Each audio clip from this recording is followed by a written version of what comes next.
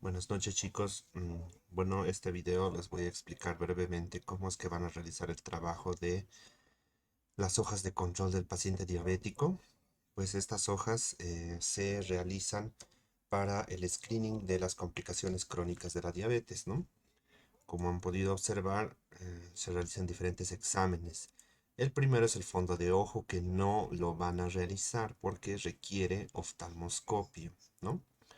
Como no tenemos oftalmoscopio y tampoco las medidas adecuadas para realizarlo al paciente en un cuarto oscuro, eh, con dilatación de su pupila, no se va a realizar. Pero deben recordar que el fondo de ojo se aplica para el screening de retinopatía diabética.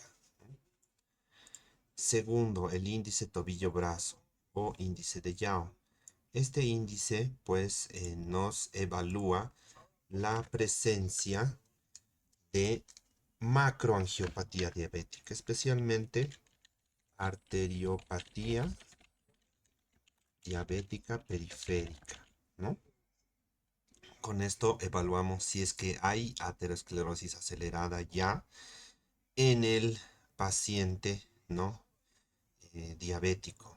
Tomamos la presión arterial de las cuatro extremidades, ¿no? Cabe resaltar que la presión de la extremidad inferior tiene que ser en la pierna izquierda, ¿no? Tomando como referencia la arteria tibial posterior o la arteria pedia, no la arteria poplitea, ¿no? Ahora, no van a realizar el índice tobillo-brazo en aquel lado donde el paciente tenga venoclisis. Si es que les asignan a un paciente que tenga venoclisis de ese lado, pues no le van a realizar en el lado de la venoclisis. En el lado libre sí. Ahora también consultar mucho si el paciente tiene una fístula en el caso de que les asignaran un paciente renal. Pues si tiene fístula arteriovenosa tampoco se va a realizar en el lado de la fístula, ¿no? Esa es la indicación para el índice tobillo-brazo. ¿Cómo se calcula? Se divide la presión del tobillo entre la presión del brazo, es decir, tobillo arriba, brazo denominador, ¿no? Y se saca el siguiente índice. Si está entre 0,9 y 1,2 es normal. Si está más de 1,3, probablemente el paciente tenga una calcificación arterial y eso se lo cataloga así, ¿no? O sea, una placa aterosclerótica ya calcificada. Por el lado contrario, si es que está menos de 0,9, de 0,7 o de 0,4, se considera una insuficiencia arterial, ¿no? Y esto de estenosis se debe a que no está regulándose bien los procesos de constricción y dilatación, regulación del flujo, ¿no? Y esta extremidad es muy probable que tienda a la oclusión arterial por coágulos, ¿no? A la trombosis arterial, ¿no? Entonces, para eso sirve hacer este screening del índice tobillo-brazo. El siguiente es muy sencillo, es la escala de N4, que es para dolor neuropático o neuropatía diabética periférica, ¿no? Este consta de diferentes preguntas que le vamos a hacer al paciente, como si tiene sensación de quemazón, de frío doloroso, descargas eléctricas, hormigueo, pinchazos, entumecimiento, adormecimiento, escozor, todo en los miembros inferiores, ¿no? Ahora, si tuviera hipostesia al tacto, los últimos tres se evalúan con examen físico. Hasta aquí eran puro preguntas. Estos últimos tres es examen físico. Con el martillito que se van a traer, si tiene hipostesia al tacto, ¿no? Al pinchazo de la agujita del martillo o dolor al roce de las sábanas, ¿no? Si da más de 4 puntos, es un 85% del diagnóstico de dolor neuropático o neuropatía diabética periférica, ¿no? El siguiente es el test del monofilamento, ¿no?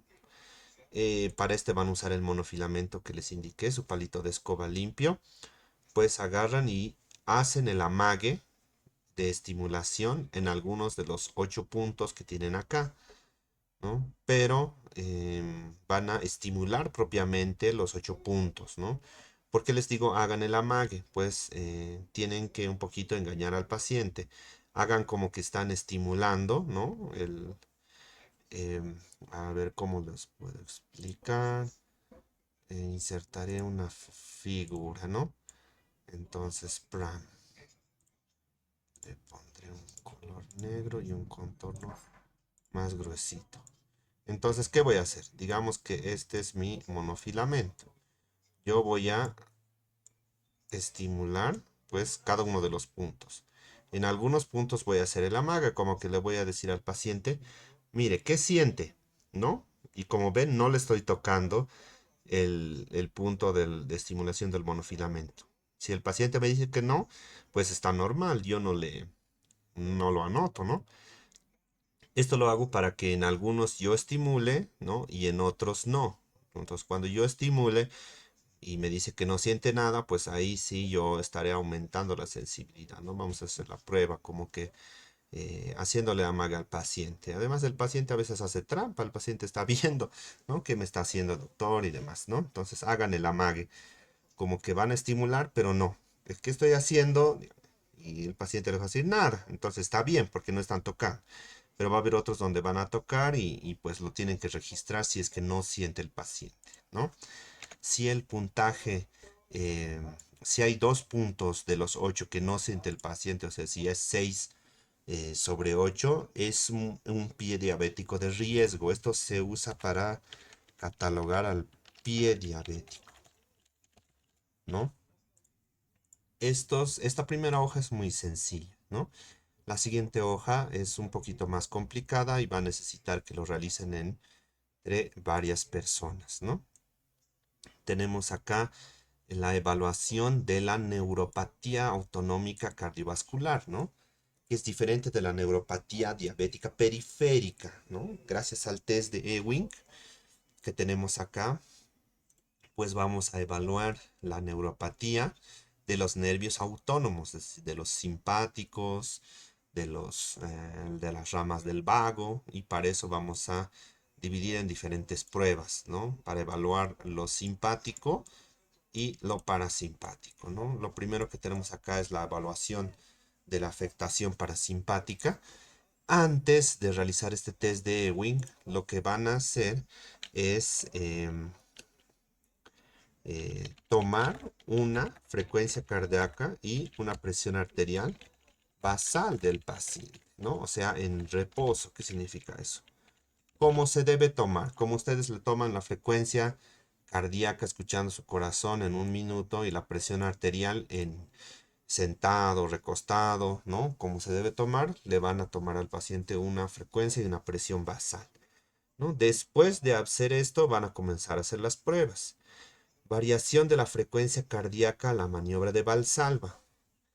Esta prueba consiste en tomarle nuevamente la frecuencia cardíaca, pero después de que el paciente haga un ejercicio de Valsalva, es decir, que aumente la presión intraabdominal, pueden hacer que haga la sensación de pujar o que haga también, puede colocarse un objeto, un bolígrafo limpio, obviamente, o un objeto que tenga ahí en la boca y tratar de expulsarlo para que aumente la presión intratorácica, ¿no? La maniobra de Valsalva tiene que durar por lo menos unos 30 segundos, o sea, hacer que haga presión abdominal como queriendo ir al baño por un buen tiempo, ¿no? Ahora, si el paciente no les colabora o por alguna situación, se entiende, entonces colocan aquí al ladito las dificultades que han tenido. Pero si logran realizarla, entonces hay que sacar el cociente, o sea, la división de la, aquí se los voy a colocar, la frecuencia cardíaca encontrada, ¿no? Sobre la frecuencia cardíaca basal, la que le tomaron al principio, ¿no? Entonces aquí va a estar el numerador es este, la presión que han encontrado con la prueba y el denominador es este, ¿no? Hacen ese cociente y si se encuentra mayor o igual a 1.21 es normal. Si es 1.11 a 1.20 es al límite, ¿no? Y si es menor o igual a 1.1 se considera anormal, ¿no? Ahora, la variación de la frecuencia cardíaca con la respiración. Lo propio, esta vez no van a aplicar un cociente, van a medir nuevamente la frecuencia cardíaca después de pedirle al paciente que hiperventile igual por 30 segundos, ¿no? Aquí se los voy a anotar. Aquí es 30 segundos y aquí también 30 segundos. ¿Mm? Y evalúan cuánto ha variado respecto a la frecuencia cardíaca basal que le tomaron, ¿no? Si varió mayor o igual a 15, se considera normal. Si hay una varianza de latidos de 11 a 14, se considera límite. Y si hay una variación menos de 10, pues la prueba se considera anormal, ¿no? La variación de la frecuencia cardíaca inmediatamente al ponerse de pie. Lo propio, tenemos al paciente hasta el momento tranquilo, sentado, le van a hacer parar de golpe, con ayuda, ¿no? La frecuencia cardíaca la van a medir inmediatamente cuando se haya puesto de pie. Frecuencia cardíaca pueden ayudarse a medirse con el oxímetro, aunque esa es frecuencia de pulso. Si el paciente no tiene arritmia, les va a servir. Pero si tiene arritmia, es mejor tomar la frecuencia cardíaca directa del corazón, ¿no? Pueden aplicar ambos métodos, ¿no? Aquí volvemos a aplicar el cociente y vamos a aplicar lo mismo de arriba, ¿no? Frecuencia cardíaca encontrada en la bipedestación y la frecuencia cardíaca basal que le tomaron. Si el cociente es mayor o igual a 1.04 es normal. Si está entre este valor es borderline y si está menor a 1 es anormal, ¿no? Esto porque los cambios de posición, maniobra de Valsalva igual modifican el sistema nervioso principalmente parasimpático, ¿no? Porque el vago inerva todo lo que es las vísceras. Cuando hace maniobra de Valsalva estamos evaluando las vísceras, ¿no? Del paciente, que cómo se estimulan los mecanorreceptores de las terminaciones nerviosas del vago, porque el vago inerva todas las vísceras intratorácicas, ¿no? Lo propio con la variación de la frecuencia cardíaca y la bipedestación también, ¿no? Ahora, para la afectación simpática, la respuesta de la presión arterial con bipedestación, ¿no? Esta pueden hacerla junto con esta, porque acá de golpe le van a tomar la frecuencia cardíaca al pararse. Paralelamente, otro de ustedes puede tomarle la tensión arterial de pie, inmediatamente se haya parado, ¿no? Entonces, al mismo tiempo que hacen esto, alguien ya le va tomando del bracito la presión arterial, ¿no?